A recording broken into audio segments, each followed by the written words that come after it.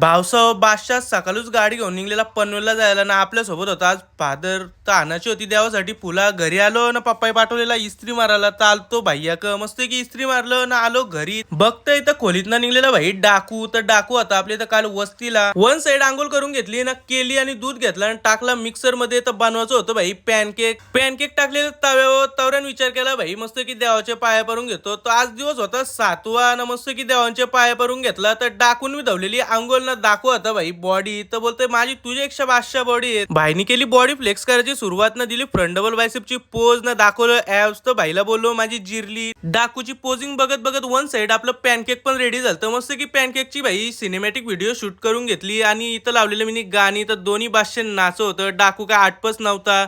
तावऱ्याम बाहेर जाऊन बघतोय तर परत होता पाऊस. पावसाने सकाळपासून जोर घेतलेली ना भाई. गार्डन मध्ये झालेला स्विमिंग पूल ना घेतलेली लोणवल्याची चिक्की घ्यायला. तर डाकूनी घेतलेला मावा घ्यायला. कसा खाते बघा ना. याचं दात पण बघू शकता तुम्ही. एकदम आरी सारखं झालेलं आहे.